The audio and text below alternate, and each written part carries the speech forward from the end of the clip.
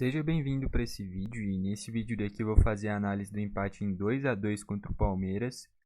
Cara, que assim, o Grêmio por si só, nessa fase que a gente tá, empatar com o Palmeiras não seria ruim, dependendo do cenário.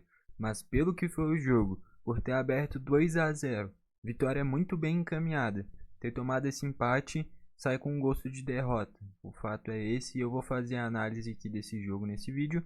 Só antes de tudo, solta a intro.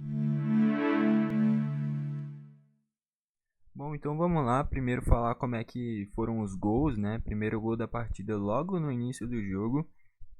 O Gustavinho, né? Gustavo Nunes dispara pela esquerda, faz uma jogadaça, rola pro meio, o Pavão infiltra e faz o gol. Como o Grêmio joga com o Cristaldo de falso 9, é aquilo, o Cristaldo dá um passinho para trás, e aí quem vai ter muita oportunidade de finalização são os dois pontos, o Gustavo e o Pavão. E inclusive os dois foram muito bem na partida, justamente potencializados por essa função do Cristaldo. A gente faz o 2-0, já estava na reta final da partida, cara. Quando saiu o pênalti, numa bela jogada, escanteio curto, jogada muito bem trabalhada. Cristaldo cava o pênalti, ele mesmo bate, desloca muito bem o Everton, faz o 2-0. Era para ele ter matado o jogo, porém o Renato mexe, coloca ao mesmo tempo o Natan, zagueiro, o Rodrigo Caio, zagueiro, e o JP Galvão. E aí, em questão de 5 minutos, toma um empate aqui, ó, em 3 minutos. E do momento do 2-0 até o 2-2, 7 minutos, cara. Deu uma pane completa no Grêmio que não tem justificativa, velho. Ainda mais na fase que a gente tá. Abriu 2-0 é jogo pra acabar, velho. Fica simulando falta, toma 10 cartões amarelos, mas não toma o empate, não toma os gols. E o Grêmio não fez isso. Sai o gol do Flaco Lopes nas costas do Reinaldo, defensivamente. Daqui a pouco eu vou chegar na análise aqui mais completa. Mas enfim, bola nas costas dele, vem o passe pro meio, acho que foi do Mike. E aí o Flaco Lopes completa. E o gol do Estevão, jogada triangulada pela direita, foi onde o Palmeiras ganhou o jogo não, mas onde arranjou o empate. Tudo nas costas do Reinaldo. E aí o Estevão vem pro meio, o Carbajo, marcando muito mal, vai seco. Abre o chute do Estevão, com a perna boa, ele arranja um chutaço, faz um golaço, o gol do empate em 2-2. Então vamos aqui para as notas, começando pelo gol Marquezin.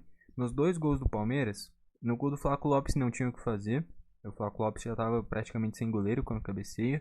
E no gol do Estevão, talvez pudesse defender. Eu acho que se fosse o Kaique no gol, ao invés do Marquezin, acho que no banco dessa vez estava até o Rafael Cabral, cara. Aqui o Rafael Cabral, não estava o Kaique dessa vez. Mas se fosse o Kaique, eu acho que talvez defendesse pela estatura, por ser muito grande. O Marquezin não é tão alto quanto ele. Foi muito bem na partida, no geral, tá? Mas talvez o chute do Estevão, se fosse o Kaique, justamente pelo tamanho dele, talvez defendesse. Mas não é falha em si, é questão física mesmo. Pelo tamanho, eu acredito que se fosse o Kaique, defendesse. Mas é aquilo, é opinião. Talvez tomasse o gol também. De qualquer forma, é muito mais mérito do Estevão na finalização. E o Marquezin não teve culpa em nenhum dos dois gols. Talvez no segundo pudesse ter defendido. Mas no geral foi bem na partida, eu gostei. Aparentemente já comentaram que no próximo jogo vai ser o Rafael Cabral. Esse revezamento no gol vai continuar, aparentemente. Enfim, eu até não tô achando que o Rafael Cabral, quando teve oportunidades, foi mal. Mas entre Marquezin, Rafael Cabral e Kaique, eu ficaria só com Marquezin e Kaique. Eu não vejo necessidade de revezamento de 3 goleiros. Revezar 2 é raro, mas acontece. Revezar 3 é muito difícil de se ver. Eu nunca vi isso na minha vida. Pode ser que dê certo, né? Enfim, mas o que vai faltar vai ser ritmo de jogo para os goleiros. E no geral, o Marquezin defendendo foi bem, fez boas defesas. E na reposição longa também, buscando o Pavão, buscando o Gustavo Nunes, foi bem também. Gostei da partida do Marquezin, dá uma nota 7. A única questão é que nem eu falei, a bola do chute do Estevão talvez poderia ter defendido, mas era muito difícil. Nas laterais, o João Pedro eu gostei, achei que foi muito bem, construiu boas jogadas, no geral foi bem defensivamente também.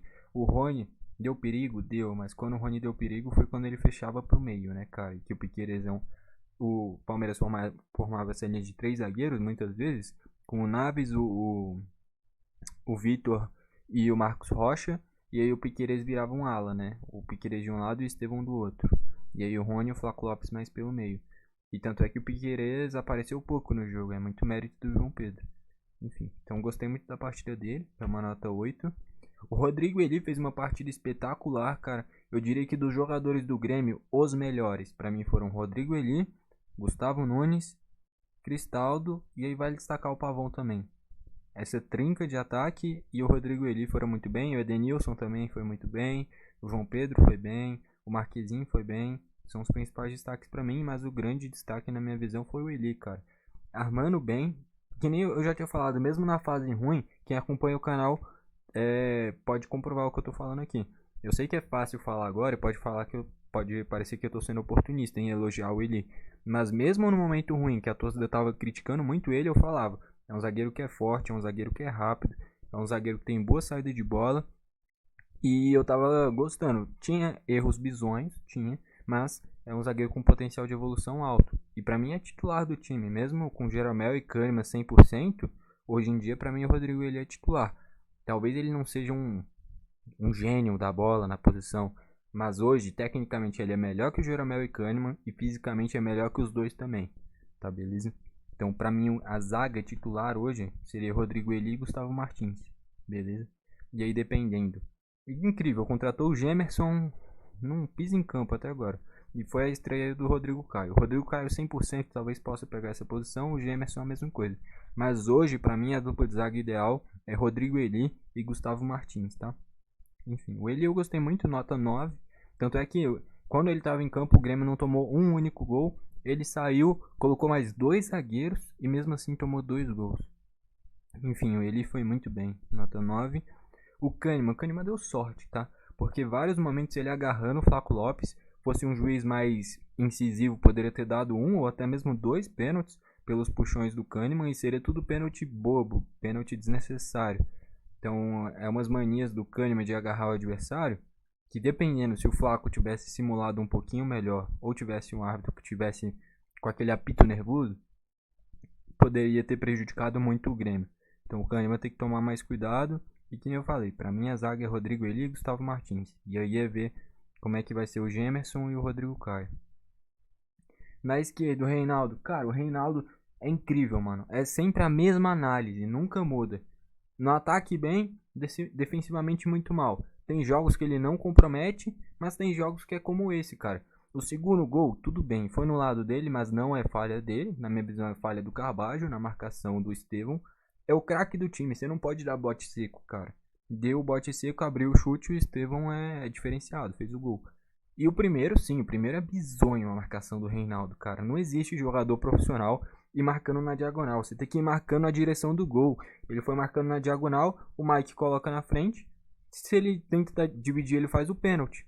Então, ele correu errado, cara. Simplesmente correu errado. Se ele corresse reto, ele já fechava o primeiro chute, talvez até o cruzamento. Mas não. Porra, o Reinaldo é muito ruim defensivamente. No ataque ele até que é bom. Nesses laterais longos, alguns cruzamentos interessantes. Mas, velho, eu não aguento mais, mano. Defensivamente ele é muito ruim, cara. É impressionante. Na fase defensiva, eu diria que ele é o pior lateral da Série A. Tanto lateral direito quanto esquerdo. Ele é tenebroso. Patético. Ridículo. Cara, não dá, mano. Não dá. Tem que contratar um lateral decente. E, porra. Faz parecer que o Reinaldo é o titular absoluto, mas é porque o reserva é o Mike, que era do Guarani, brigando contra o rebaixamento na segunda divisão.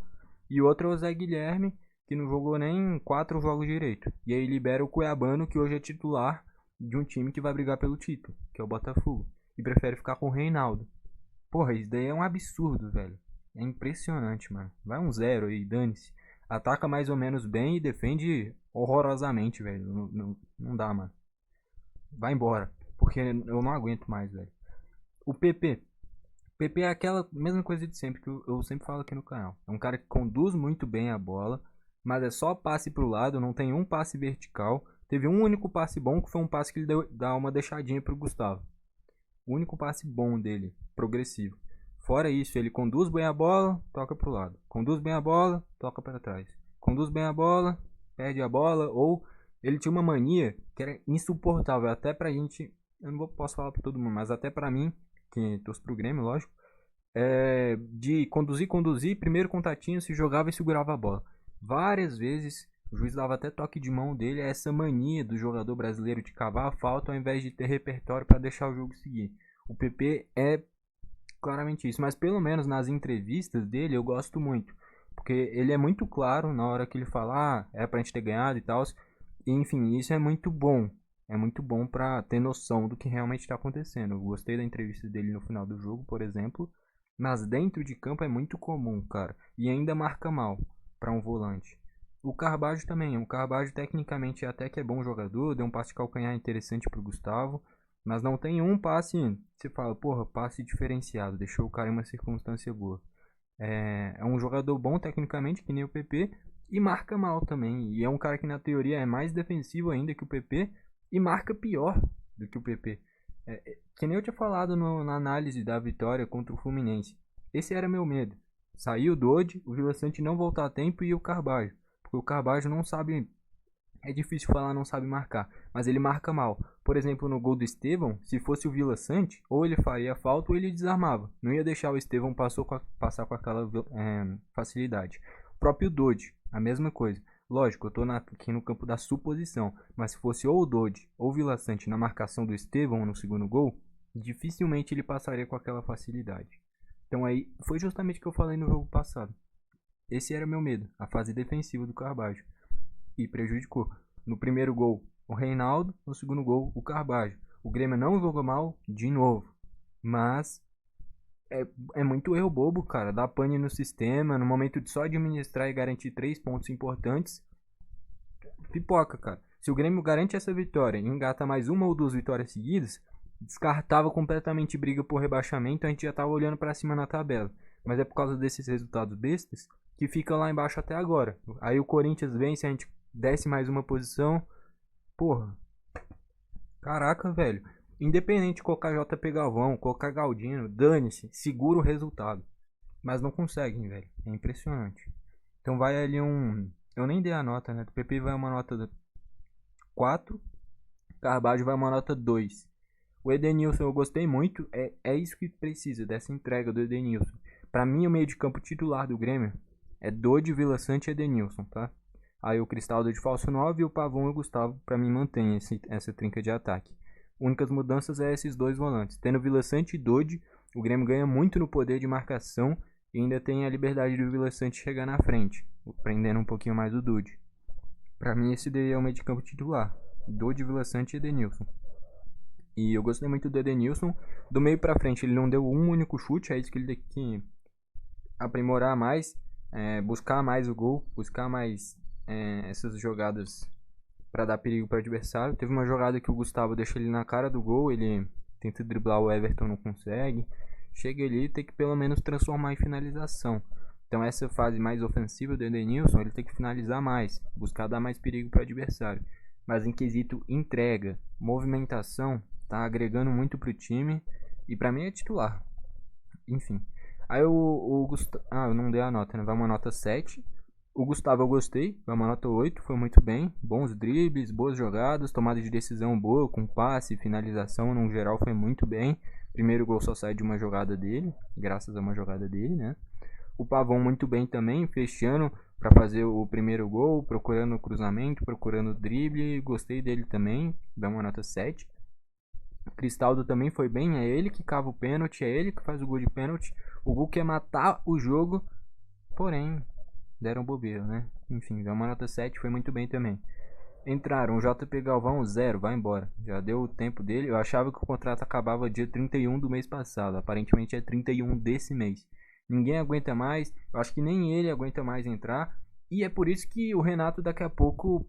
Eu acho difícil ser demitido porque tem uma idolatria muito grande por trás do Renato. E a gente, querendo ou não, tem traumas.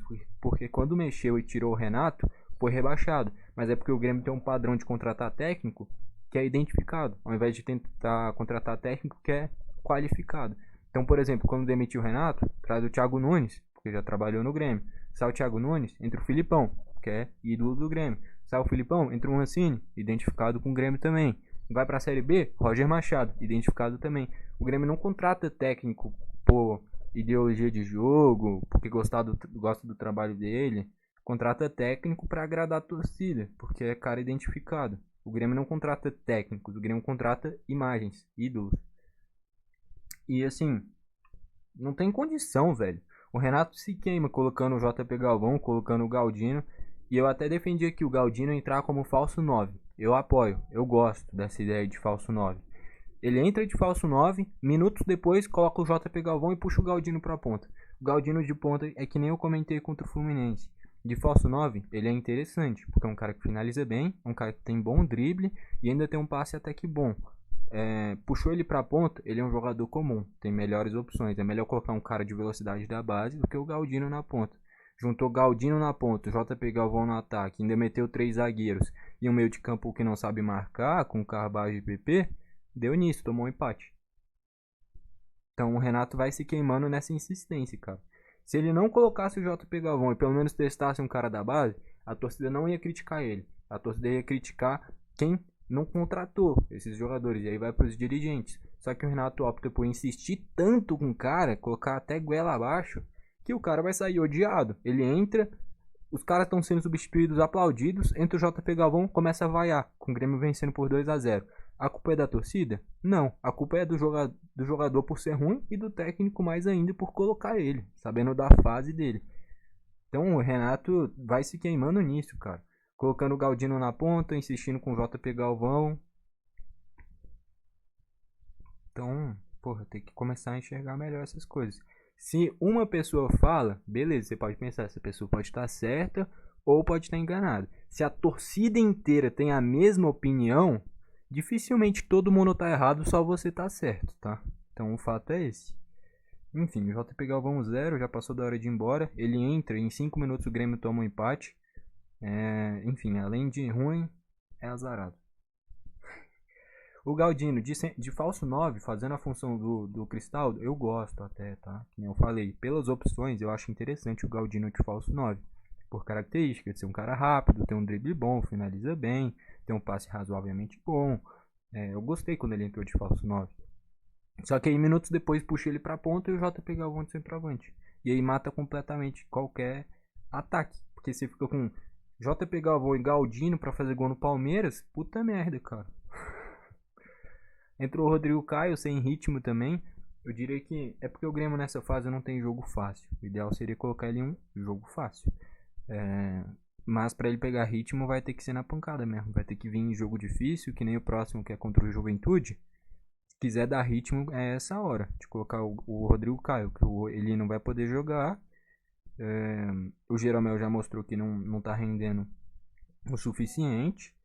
O Kahneman é bem duvidoso. Eu iria com o Rodrigo Caio e o Gustavo Martins para o próximo jogo. Enfim.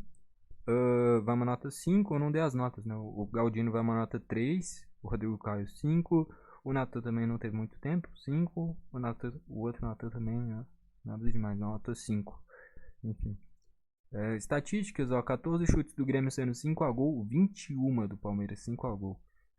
O Grêmio ofereceu não, mas deixou o adversário produzir mais de 20 chutes jogando em casa, cara. Dane-se que é o Palmeiras. Você não pode deixar isso nem se fosse o Real Madrid, cara. É muito volume de jogo, o Grêmio não consegue ser dominante. É um time passivo. Enfim, posse de bola mais pro Palmeiras, passes mais pro Palmeiras, precisão de passes. Já faz alguns anos que a precisão de passe do Grêmio é patética. É porque tem um aproveitamento às vezes bom no ataque, né? É muito direto esse jogo. Mas quesito técnico, e aí passa muito pela linha de defesa, que sempre tem o Kahneman, que não consegue acertar 3, 4 passes certos. Muito lançamento longo, não consegue essas triangulações pelo chão. E aí fica com essa precisão de passe bizarra. Não é nem só nesse jogo, é quase todos.